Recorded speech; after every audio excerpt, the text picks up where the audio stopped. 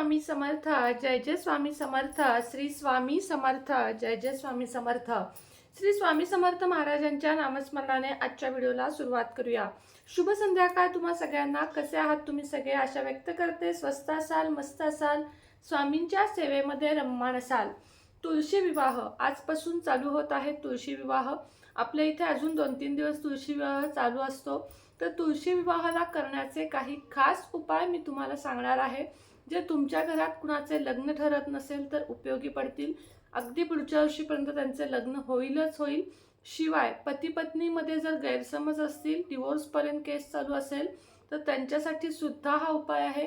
आणि ज्यांना धनप्राप्ती, कर्जमुक्ती करून घ्यायची आहे त्यांच्यासाठी सुद्धा हा उपाय आहे.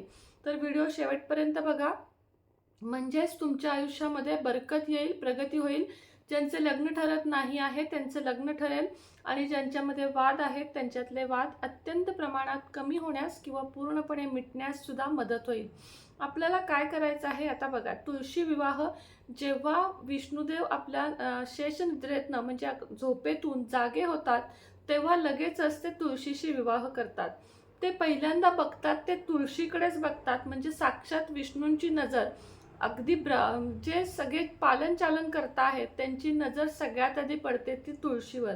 त्यामुळे या दिवशी तुळशीलाही म्हणजे आजपासून तुळशीलाही खूप रोजच महत्त्व असतं. असं नाही आहे की तुळशीला महत्त्व नाही आहे. तुळशीला आपल्या आयुष्यामध्ये हिंदू संस्कृतीमध्ये अनन्यसाधारण महत्त्व आहे. ज्या घरातली तुळस कायम फुललेली असते त्या घरामध्ये तुळशी जिथे कायम फुललेले असते ते घरसुद्धा कायम फुललेलं असतं असं म्हणतात. आणि ज्या घरातली तुळस सतत जळते, मरते किंवा सतत सुकते असं जेव्हा होतं तेव्हा त्या घरावर अनेक संकट स्वतःवर तुळशी माता ओढून घेत असते.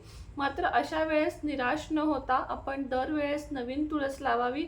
पहिली तुळस खड्डा खोदून किंवा पाण्यामध्ये विसर्जित करावी. खड्डा खोदून त्यात घालावी.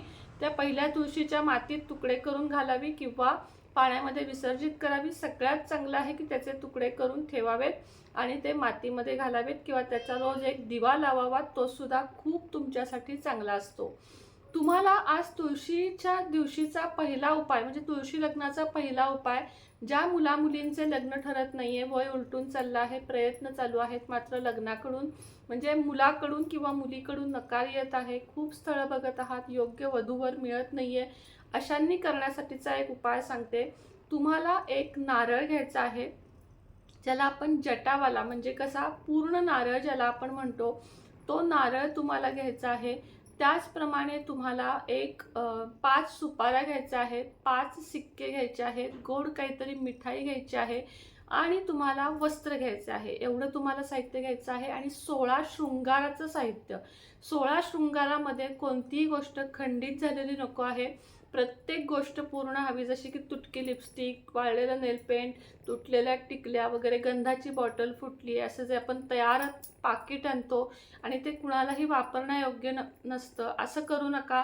तर एक टिकल्यांचं छानसं पॉकेट विकत घ्या, एक क्लिप विकत घ्या, एक कानातलं विकत घ्या, जोडवी, मणी, मंगळसूत्र, हे सगळं तुम्ही एक एक करून 16ची लिस्ट काढा आणि विकत घ्या. आणि हे सगळं एका लाल किंवा पिवळ्या कपड्यामध्ये बांधा आणि तुळशी लग्नाच्या वेळेस आपल्या मुलाच्या हस्ते किंवा मुलीच्या हस्ते, ज्यांचं लग्न ठरत नाहीये त्यांच्या हस्ते तुम्ही तुळशीच्या पुढं हे ठेवायचं आहे.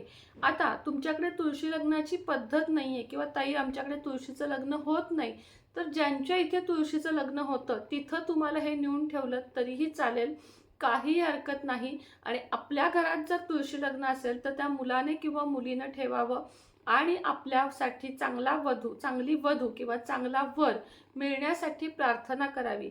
ताई आमची मुलं मुली तयार नाही आहेत, तुम्ही स्वतः करा आणि मुलांच्या लग्नासाठी तुलसी मातेकडे तुम्ही प्रार्थना करा की माझ्या मुलाला चांगली वधू आणि मुलीला चांगला वर मिळू दे, अशी भगवान विष्णू आणि तुलसी मातेजवळ प्रार्थना करा आणि हे तुलसी मातेला अर्पण करा. त्यानंतर तुम्हाला हे सगळं साहित्य एखाद्या सवाष्णीला किंवा कुणी घेणारं नसेल तर लक्ष्मी मंदिरामध्ये जाऊन अर्पण करायचं आहे. या उपायामुळे तुमच्या आयुष्यामध्ये चांगले बदल घडतील आणि मुलांचं किंवा मुलीचं लग्न एका वर्षामध्ये चांगले योग जुळून येतील आणि त्यांचं लग्न ठरेल. आता दुसरा जो उपाय आहे तो पती पत्नीमध्ये पटत नाहीये, दोघांनाही पटवून घ्यायचंय पण पटत नाहीये. काही वेळेस काय असतं, एकाला इच्छा असते दुसऱ्याला इच्छाच नसते, अशांसाठी नाही. दोघांनाही पटवून घ्यायचंय पण दोघांमध्ये भांडणं होत आहेत, अशांसाठी उपाय सांगते. तुळशीचं सुकलेलं लाकूड जे असतं ते नसेल तुमच्याकडे, ते त्या दिवशी तोडायचं नाहीये, पहिलं ठेवलेलं असेल ते, किंवा तुळशीची आपोआप गळलेली पानं तुळशी विवाहा दिवशी बाजूला काढायची आहेत आणि त्या पानांचं चांदीचं हे म्हणतो ना आपण, त्याला काय म्हणतो, लॉकेट ज्याला म्हणतो आपण, त्या लॉकेटमध्ये ती पानं घालायची आहेत, लाल धाग्यात बांधायची आहेत आणि दोघांच्याही गळ्यात, तुम्हाला ते तयार करून झालं की दोघांच्याही गळ्यात घालायचे आहे. यामुळे पती पत्नीमधले मनमुटाव जे म्हणतो आपण ते मिटण्यास मदत होईल आणि चांगले त्यांच्यामधले संबंध दृढ होण्यास मदत होईल. आता पुढचा जो उपाय आहे, आता तुळशीच्या लाकडाचा पण उपाय तोच आहे. ज्यांच्याकडे लाकूड असेल त्यांनीही त्याचं लॉकेट बनवा, चांदीच्या ह्याच्यामध्ये ते घाला आणि त्याचं तुम्ही पूर्ण गळ्यामध्ये लाल धाग्यामध्ये बांधून घाला. त्याला आपण काय म्हणतो, चांदीचं ते हे असतं, त्याला मला शब्दच आठवत नाही आत्ता नेमकी, की चांदीच्या त्या ह्याच्यामध्ये तुम्हाला ते घालायचं आहे आणि तुम्हाला गळ्यात किंवा हातात जिथं तुम्हाला जमेल तिथं घालायचं आहे. शक्यतो गळ्यातच घालायचं आहे, हातामध्ये दंडामध्ये घालू नका. शक्यतो गळ्यामध्ये घातल्यामुळे आपल्या छातीला त्याचा स्पर्श होतो आणि ते खूप चांगलं असतं आपल्यासाठी. पुढचा उपाय आहे, मुलं मुली ऐकत नाहीत, अभ्यास करत नाहीत, अभ्यासामध्ये प्रगती होत नाही, अशांनी काय करावं. तर अशांनी सुद्धा तुळशीच्या खाली गळलेली पानं, भले ती तुमची तुळस असो इतर कोणाची असो, कारण काहींचे रोपच एवढंसं असतं की पानं किती गळणार. मग ज्यांच्याकडे तशी पानं आहेत गळलेली त्यांनी स्वतःकडची घ्या, दुसऱ्याकडची घेऊन आलात तरी चालेल. ती पानं घ्यायची आहेत, साधारण एका मोठ्या बाटलीमध्ये किंवा एका मोठ्या छोट्याशा कळशीमध्ये ही सगळी पानं धुवून स्वच्छ घालायची आहेत आणि 5 दिवस, तुळशी लग्नापासून 5 दिवस मुलांना ते पाणी रोजच्या रोज प्यायला द्यायचं आहे. त्यामुळे तुमची मुलं ऐकू लागतील. तुळशीची पानासकट द्यायचं नाहीये, पान काढायचं, पुन्हा त्या पाण्यात घालायचं आणि नुसतं पाणी प्यायला द्यायचं. शेवटच्या दिवशी ती तुळशीची पानं मुलं खात असतील तर मुलांना खायला द्या, त्यांच्या अन्नपदार्थामधून घाला किंवा तुम्ही खाऊन टाकले तरी चालेल. शक्यतो मुलांच्याच अन्नातनं ती कशी जातील, वरणामध्ये घातलं तरी चालेल, कोथिंबीर समजून ती खाऊन टाकतील किंवा काहीही होईल, मात्र ते वापरून टाका. जमिनीवर किंवा कुठेही तुम्हाला हे टाकायचे नाही आहेत. हा झाला मुला मुलींसाठीचा उपाय. आता सगळ्यात शेवटचा उपाय आहे धनलाभासाठी. तुम्हाला काय करायचं आहे, जेव्हा तुळशी लग्न होणार आहे तेव्हा तुम्हाला 5 पिवळ्या कवड्या घ्यायच्या आहेत आणि एक पिवळं छोटंसं वस्त्र आणि लाल कलावा घ्यायचा आहे. तुळशी लग्नाच्या वेळेस तुम्हाला पिवळ्या कवड्या तुळशी लग्नाच्या कुंडीमध्ये त्या कापडावर ठेवायच्या आहेत, छोट्याशा कापडावर त्या ठेवायच्या आहेत. त्याची व्यवस्थित पूजा करायची आहे. तुळशीच्या लग्नाच्या अक्षता त्याच्यावर पडल्या पाहिजेत, म्हणजे पाडा नसतील पडणार तर पाडा, हळद कुंकू सगळं वाहून त्याची विधिवत पूजा करा.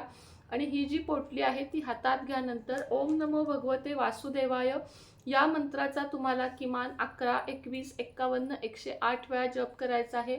आणि ही जी पोटली आहे ती तुमच्या सतत जवळ, पर्समध्ये, मिस्टर असेल तर मिस्टरांच्या खिशात, तुम्ही कमवत असाल तर तुमच्या पर्समध्ये, तिजोरीमध्ये, नसेल पती ऐकत तर तिजोरीमध्ये तुम्ही ही पोटली ठेवून देऊ शकता. यामुळे सुद्धा तुमच्या आयुष्यामध्ये बरेच सारे बदल घडतील. तुळशी लग्नाच्या वेळेस ज्या मुलाचं किंवा मुलीचं लग्न ठरत नाहीये त्यांच्या डोक्यावर या अक्षता पडल्या पाहिजे, त्याची काळजी घ्या. त्यांच्या डोक्यावर या अक्षता पडल्या तरी पुढच्या लग्नापर्यंत तुळशीच्या तुमच्या मुलांची लग्न ठरलेली किंवा झालेली असतील. जर मुलांची लग्न झाली तरी ह्या उपाय किंवा तुळशी मातेचे जे आपल्यावरचे अनन्यसाधारण उपकार आहेत ते कधी विसरू नका. तुळशी मातेची सेवा करा. तुमच्या घरात तुळस नाही आहे असं होऊन देऊ नका.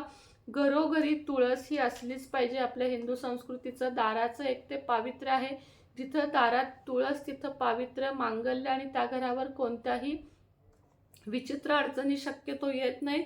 आल्या तर तुळस ती बऱ्याच वेळा अंगावर घेते, शेवटी ती सुकते, जळते, मात्र आपल्या घराला काही होऊन देत नाही असं म्हणतात. अशी ही आपली तुलसी माता आहे. लग्ना दिवशी तुळशी मातेच्या डोक्यावर चुनरी चढवायला विसरू नका.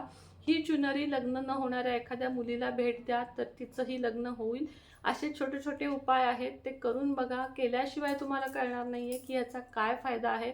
करून बघा मित्रमैत्रिणींनो, ताई दादांनो, आणि मला नक्की सांगा पुढच्या वर्षीपर्यंत काय फरक पडतो ते. श्री स्वामी समर्थ. व्हिडिओ आवडत असतील तर कृपया लाईक करा, चॅनलला सबस्क्राईब करा, व्हिडिओ जास्तीत जास्त जणांपर्यंत शेअर करा. श्री स्वामी समर्थ.